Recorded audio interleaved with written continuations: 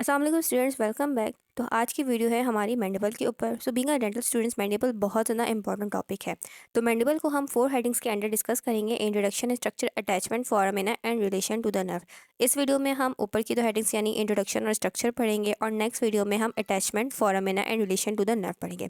तो सबसे पहले पढ़ लेते हैं हम मैंडिबल के इंट्रोडक्शन के बारे में। मैंडिबल जो है वो आपके स्कल की लोअर बोन होती है, जिसको हम लोअर जॉ भी कहते हैं। सही है।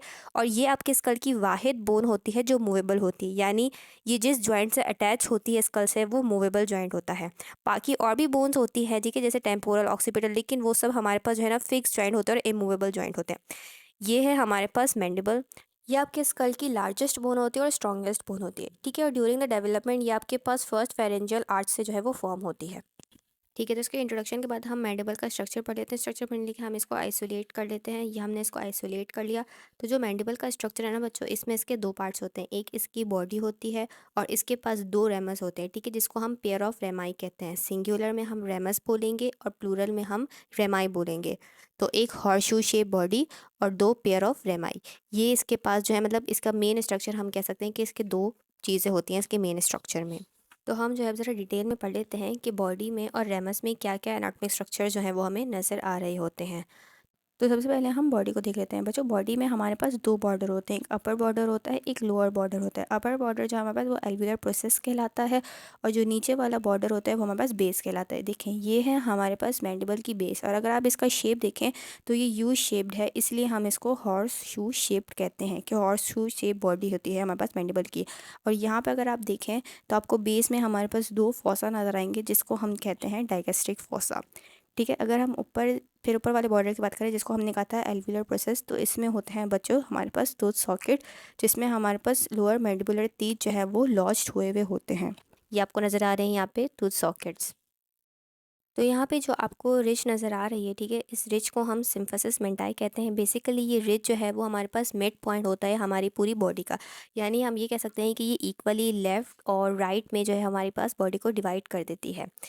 और इसके अलावा यहाँ पे आपको नीचे जो ये ट्रायंगुलर अपीयरेंस जो भी नज़र आ रही है ना, इसको हम कहते हैं मेंटल प्रोट्रूबरेंस, ठीक है। बेसिकली ये हमारी जो है चिन की शेप बनाती है, और इस जो है ट्रायंगुलर शेप के नीचे जो आपको ये 2 एंगल्स नज़र आ रहे हैं ना, इन एंगल्स को हम जो है वो मेंटल ट्यूबरकल्स कहते हैं।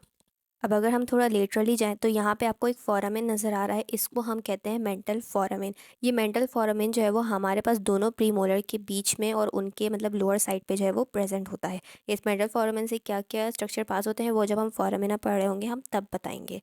उसके अलावा ये आपको जो एक ओब्लीक लाइन नज़र आ रही है ना, ये भी हमारे पास जो है एक एनाटॉमिक स्ट्रक्चर होता है, बहुत इंपॉर्टेंट। क्यों? क्योंकि इसमें बहुत सारे मसल्स की अटैचमेंट होती है, वो भी हम आगे पढ़ेंगे। सही है।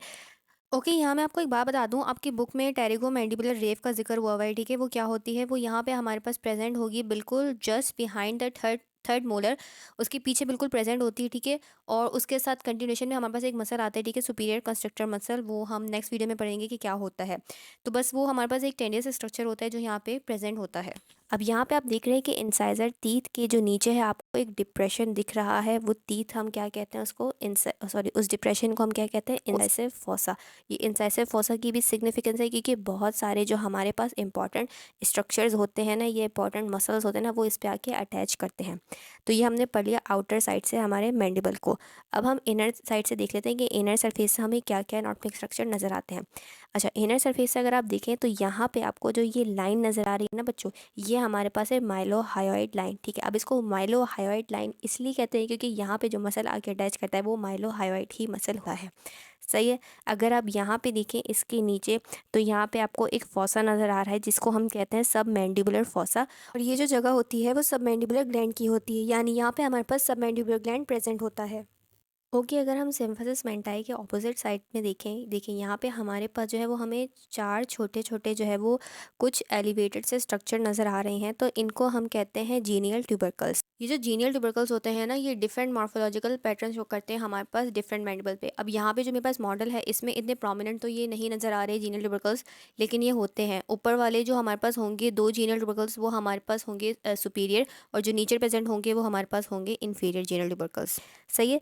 ये सारे सारे एनाटॉमिक स्ट्रक्चर बच्चों बहुत ज़्यादा इंपॉर्टेंट है, क्योंकि आगे जब हम अटैचमेंट पढ़ेंगे मसल्स की, नर्व्स वगैरह जो भी पढ़ेंगे वो सब जो है वो इनसे रिलेशन में होंगी। ठीक है, तो ये सारी चीज़ें जो है वो आपको याद होनी चाहिए। तो बॉडी हमारे पास हो गई, अब हम चलते हैं रेमस के ऊपर। Now let's start the ramus. ठीक है, रेमस जो है वो हमारे पास क्वाड्रिलेटरल इन शेप होता है, यानी ये एक हमारे पास रेक्टेंगुलर इन शेप होता है और इसके 4 बॉर्डर्स होते हैं। ठीक है, एंटीरियर, पोस्टीरियर, अपर और लोअर, इसके 4 बॉर्डर्स हो गए। और इसके ऊपर आपको ये 2 प्रोसेसेस नज़र आ रहे हैं। इसमें जो आगे वाला ये हमारे पास कोरोनॉइड प्रोसेस है और जो पीछे वाला है वो हमारे पास कॉन्डाइलर प्रोसेस है। कोरोनॉइड हमारे पास इस प्रोसेस का नाम इसलिए क्योंकि कोरोनॉइड एक ग्रीक वर्ड है और ये क्रो बीक के नाम पर जो है रखा गया, यानी जो क्रो की बीक होती है हमारे पास, ये उससे बहुत ज़्यादा रिजेंबल करता है, इसलिए इसका नाम कोरोनॉइड प्रोसेस रखा गया है।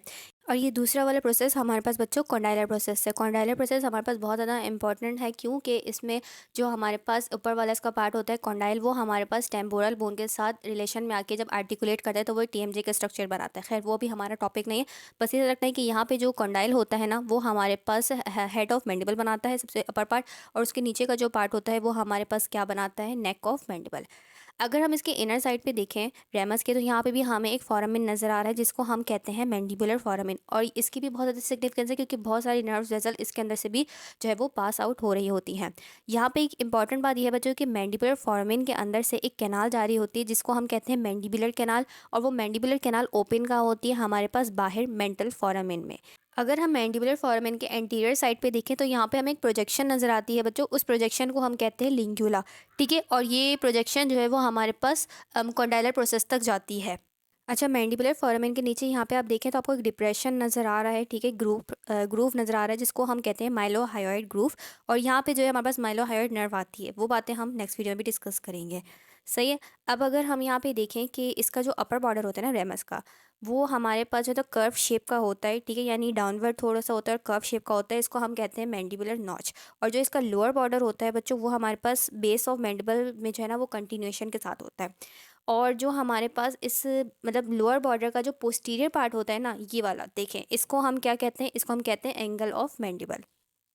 ओके, यहाँ पे बस एक आखिरी बार डिस्कस कर लेते हैं कि हमारे पास जो कॉन्डाइलर प्रोसेस होता है ना बच्चों, उसके एंटीरियर साइड पे हमारे पास एक डिप्रेशन होती है। सही, वो डिप्रेशन हमें फील होती है। अब यहाँ तो मैं आपको जैसे बातें फील नहीं करवा सकती, 2D डायमेंशन है, लेकिन एक डिप्रेशन होती है। उस डिप्रेशन को हम क्या कहते हैं, टेरिगोइड फोविया। उस टेरिगोइड फोविया की भी बहुत सिग्निफिकेंस है क्योंकि यहाँ पे भी हमारे पास एक मसल की अटैचमेंट होती है।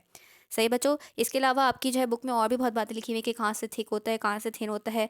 ठीक है, लेकिन वो सारी बातें जो है हमारे पास इतनी इंपॉर्टेंट नहीं होती। जो इंपॉर्टेंट बातें होती है, जो इंपॉर्टेंट एनाटॉमिकल स्ट्रक्चर्स होते हैं, वो मैंने आपको सारे बता दिए हैं। सही है, तो that's all about the structure and introduction of mandible.